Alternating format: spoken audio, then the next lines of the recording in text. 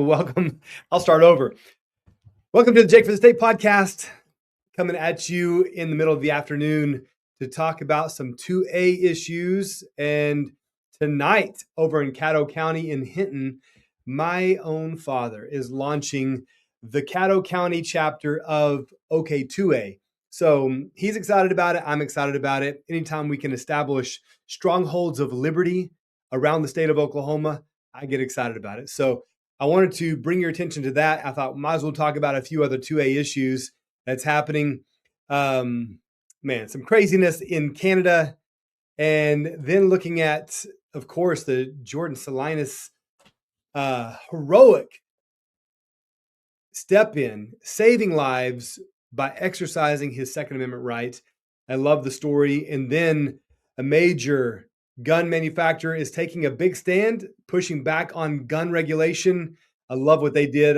CMMG. I'm going to give you the details on that. So all that's coming to you in just a second. Well, started.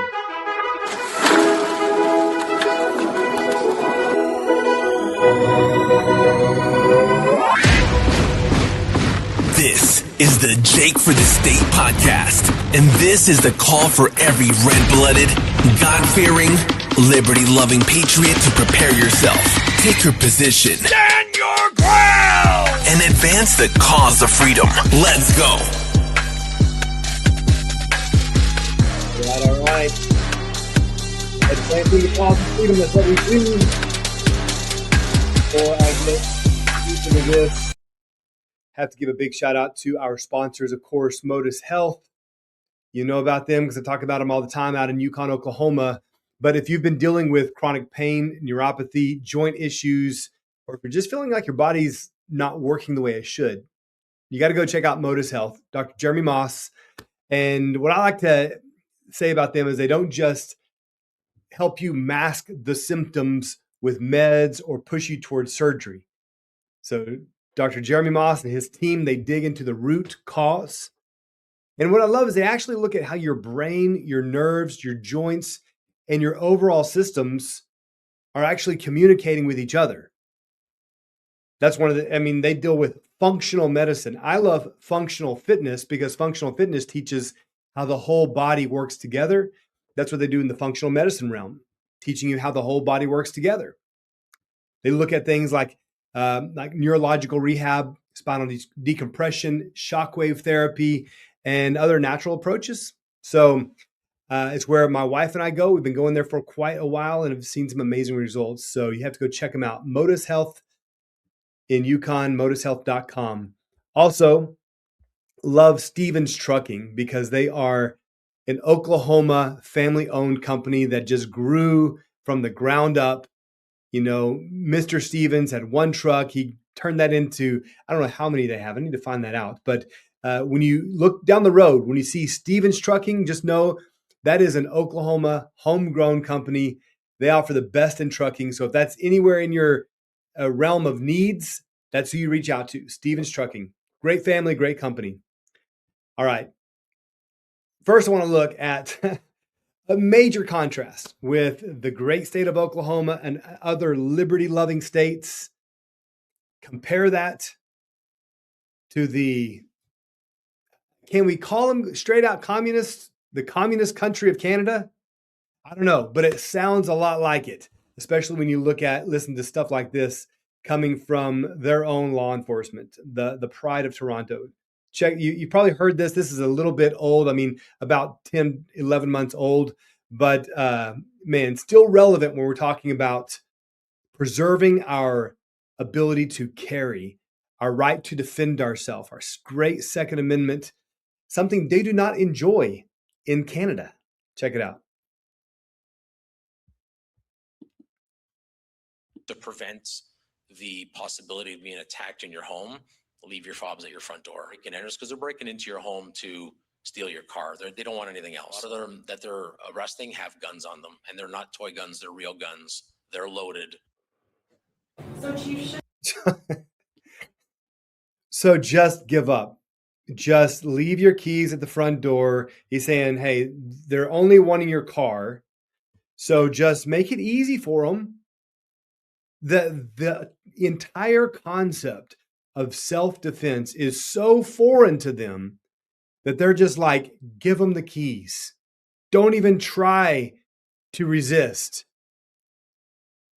This whole concept is so foreign to us in Oklahoma and other liberty-loving states that it's a different planet, a completely different way of thinking. You great patriots up in Toronto, you might want to think about migrating south. Of course, make sure that you leave the liberal stuff up north when you come. But I don't know how they could tolerate that. That this is the response of law enforcement, to just give up, give in to the criminals. And then, of course, here's another clip, and they're saying, again, the idea, the concept of self-defense is nowhere on their radar. They're just like, let us, the professionals, handle it. Yeah, because I'm sure that justice will be served. Should people be leaving their keys by the door? Just like, what is your take on that advice that was given? Is that something people should be doing? I think the service has been very clear. There's a number of crime prevention things that people can consider. And again, I draw your attention to our website. Use, good thinking around your own environment, cutting hedges back, making sure the lighting is good, parking your car in your garage, etc. There are a number of things for residents to consider to prevent this type of activity.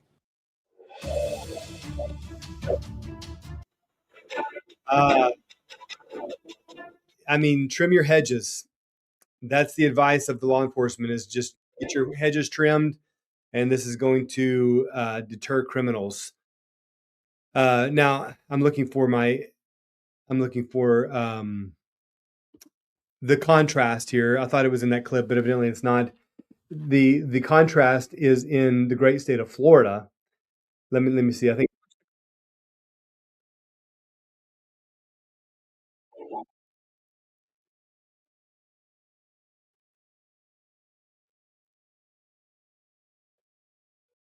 take your criminal conduct into the neighborhoods. I would tell them, if you value your life, you probably shouldn't do that in Polk County, because the people of Polk County like guns.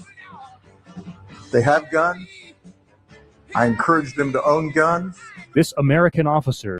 So it's, a clear contrast. When you get to a conservative state, it's like, yes, you might want to be armed, and please shoot them. That will actually help us. It would save taxpayer money. Just take care of the criminals yourself.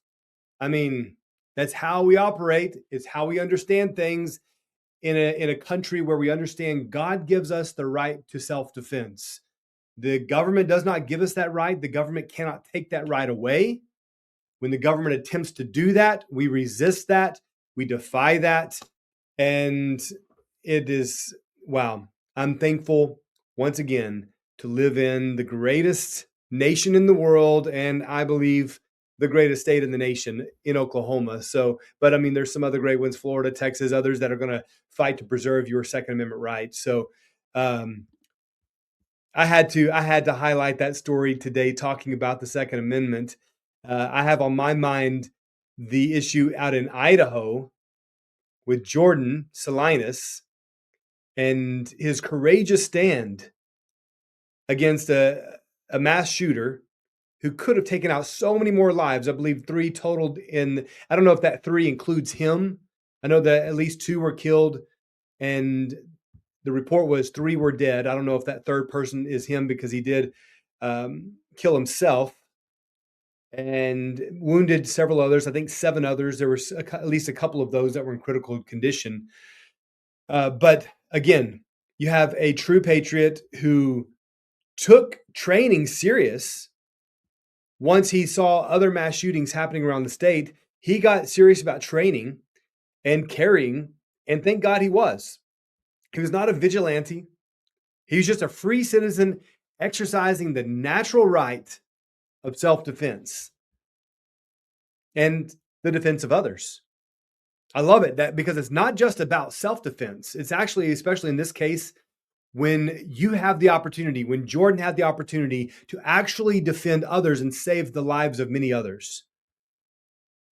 These mass killers are insane, literally, and I would argue even demon possessed. They're looking for soft targets. They're cowards. And when you insert the presence of an armed citizen, and that soft target turns hard, the deterrence is real time. The situation suddenly changes and they show their true colors. Often, just like this coward did, he shot himself. The argument of the left, of course, is more gun regulation, more gun control, because this would keep guns out of the hands of lunatics, right? Well, we all know the answer to that. No, lunatics and criminals, those who will defy the law, aren't going to suddenly abide by gun regulation. You say you can't have a gun? Well, it's in their very being to defy what you say, what the law demands. And so, of course, they're going to defy that, and they're going to find a gun on the black market, however they can find it. You can print guns now very easily. They're going to find a way to find a weapon. If they can't find a gun, they'll find a sword, they'll find a knife, they'll find something to do harm, because that is what's driving them. The evil wants to manifest, which, by the way, this is why we need more than guns. We need revival. We need a return back to God. We need a great awakening in our land. That's the only thing that can truly change hearts and drive out evil. But even with a great awakening and even with revival, you're going to have those who give themselves to evil, and we have to have a way to protect ourselves and our family and others. And so just want to highlight the courageous act of Jordan Salinas out in Idaho and his willingness to step in. He said he heard pop, pop, pop, and he almost went into this mechanical response of running to the gunfire. This is what training does for you guys. By the way, this is why we all, I'm speaking to myself, reminding us all that we need to train more actively, more consistently. You know, these disciplines across the board need to be more present in our life. And I'm talking about physical training. I'm talking about eating healthy, reading the Bible with you and your family, going to church, praying, and training with your firearm. All of these things need to be a more active part of our life. And so because of his training, Jordan Salinas, he's actually a healthcare worker and full-time caregiver for his wheelchair-bound brother. And he was arriving with his girlfriend after horseback riding. It's interesting, after horseback riding, because he's actually wearing shorts. But he saw people fleeing. He heard gunfire. And he pulled his pistol. I love that he actually had a suppressor on it, from a shoulder holster, and ran towards the threat. And he and an off-duty state trooper, they engaged the gunman and returned fire. And Chad Williams was the perpetrator. He was the shooter. Of course, the fire that Salinas and the off-duty trooper sent his way ended his scheme of killing many, many more. And he ended up turning the gun on himself. So he had Police Chief Matthews Hicks. He said his action and the action of the off-duty trooper diverted the shooter and without a doubt saved many lives. Completely agree. But it was after the Boys Town Square mall shooting in 2021 that Jordan decided to get serious about training. And thank God he did. So he actually referred to the OODA loop. I love this. I've taught this a lot after reading about this with Navy SEAL training, but it is the OODA loop. It's observe, orient, decide, and act. And just this 4-step process of observing the lay of the land, orienting yourself of where you sit in this situation, decide and act. And if you don't train, then there are too many thoughts and too many emotions that can kick in and keep you from action. But when you train, like Jordan did, evidently, I've seen some of the videos of him training, and man, he was serious about it. He was serious. And because of that, his response was automatic. It was mechanical. He stepped right in and did what needed to be done.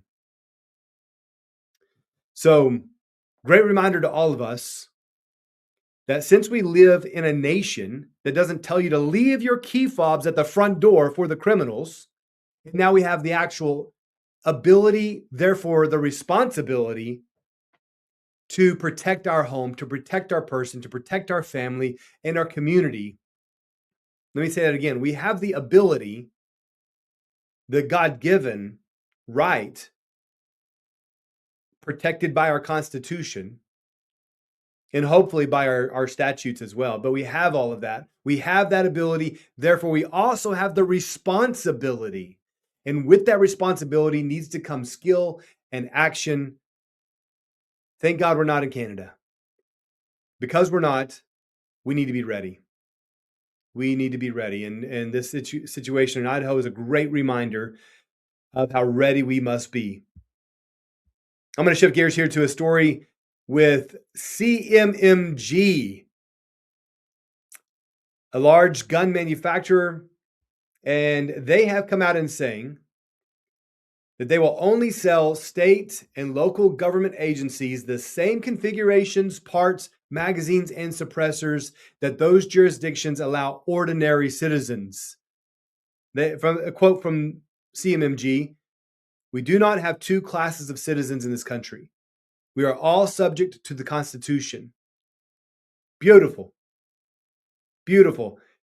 And I love that two classes. By two classes, they mean government officials and then the peons. No, that does not exist in America. We don't have that two-class system. I love it. They'll only sell state and local government agencies the same configurations, parts, magazines, and suppressors that those jurisdictions allow ordinary citizens. Yes, equal playing field. Everything that's available to the government is available to the public. And then a reminder that we don't have these guns, these firearms, so that we can just shoot clay pigeons or go on a hunting trip. Yeah, that's one use of them. But the primary function of the Second Amendment is to deter tyranny. And so, should the government then possess greater firepower than the general public? I love that CMMG says no. This is just, it's rare corporate courage that we love to see. This is principle over government contracts. So most companies, they're just going to chase the easy money, go for those big government contracts, and then forget about the people. Man, this makes me want to just go buy everything they have. I mean, when we have the government exemption with the people restricted, this is the definition of a ruling class, and it's incompatible with the free republic. So this move, this position, this stance that they're taking, this is encouraging. I love it. They encouraged sheriffs and chiefs who take the oath. I love this. Who take the oath to the Constitution to stand up. Local law enforcement is often the last firewall against overreach, and so what they are encouraging local sheriffs and chiefs, if they took an oath to the Constitution, and there comes a law that would suppress and restrict the people's rights, that those sheriffs and chiefs defy that law and honor the Constitution that they pledged allegiance to. I love it. It's a great stand. Props to CMMG. Go check out that. All right, I have to bring your attention to what's happening right here in Oklahoma. So, of course, we are one of the strongest Second Amendment states. Constitutional carry. Permitless carry. We had the first anti-red flag law. We have a strong castle doctrine here in the state that was just reinforced recently and expanded. So much of this is due to the persistent work by the Oklahoma Second Amendment Association, OK2A, led by Don Spencer, and so many county-level patriots I mean, they have a real presence and impact here in the state of Oklahoma. OK2A. Maintaining a constant presence at the Capitol, engaging with legislators, advocating for the people and for not just Second Amendment, but actually liberty. Drafting policies, educating legislators. When I was in the Senate, I had a great relationship with Don Spencer and OK2A. And when you discover these liberty groups like OK2A and you're a legislator, you lean on them. Okay. Because there's so much that you don't know. And when you have a group like this who's digging in, researching, and doing so much of the dirty work, the grind, the hard work of research, man, you lean on these. And so I know so many legislators, good constitutional legislators here in Oklahoma, lean on OK2A and their great work. So it's exciting that they are now expanding and opening up a chapter out in Caddo County. Now, this means a lot to me because the man starting this chapter, the man who has stepped up to lead this cause in Caddo County is my daddy. All right. Jake Merrick Sr. has stepped up and he is in collaboration with Don Spencer and Aya Kelly and some of the other leaders of OK2A in Oklahoma. They're opening up a chapter out in Caddo County. Now, I love this. They have, I don't know how many chapters they have across the state right now, but there's many. And I do have to say that many, if not most, of those chapter leaders voted for yours truly in the last gubernatorial Republican primary. And so they recognized a patriot and a leader, someone who's willing to fight for their rights, but they themselves are willing to fight as well. And so they're going to have the first inaugural meeting tonight out in Caddo County. So if you're anywhere in the area, Hinton, this is at 111 West Main Street in Hinton, Oklahoma at 6:30 p.m. 6:30 p.m. Okay, it's called The Right Place, WRIGHT. The Right Place, 111 West Main Street, Hinton, Oklahoma. They're going to have pizza, and I'll be there. I'll say a few words. Other people will be there. I think some Representative Kevin West, who is running for labor commissioner, he will be there. And so chances are we'll see some other liberty-minded candidates who are in a runoff. Some of them are in a runoff coming up August 25th. Others are looking towards November. Nonetheless, we should see some of them there to speak. And we're going to get together and just talk about liberty.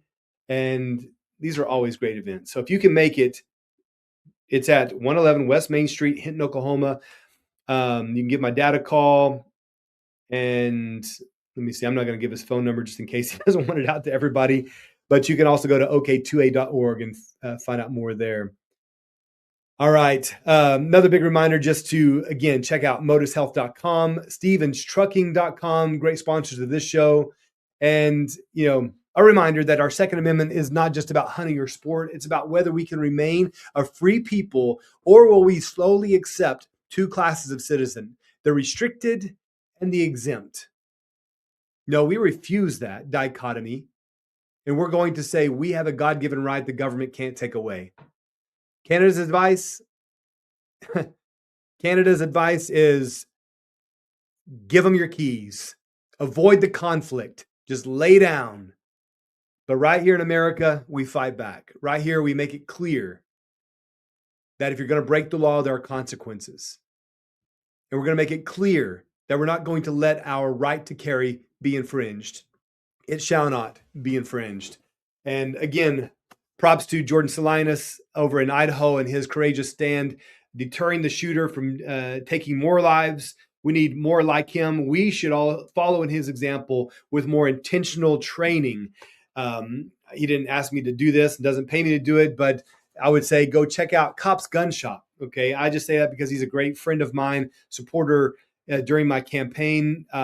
But Cop's Gun Shop, that's where I would send you to go get your firearms, and if you're in the Oklahoma City area. But we still in Oklahoma, we still have our rights, and we will fight to defend them. We all have to show up, we have to speak up, support the organizations and the local meetings that actually defend that right. And if you're able to, join us out in Hinton tonight, 6:30 p.m. in downtown Hinton. All right, guys. Thanks for tuning in. Going to keep this one under 30 minutes today, but had to give you a quick reminder about our rights and the event coming up tonight. So, hey, God bless you guys. And I look forward to the comments. Be sure to love God, love your neighbor, and I'll see you next time.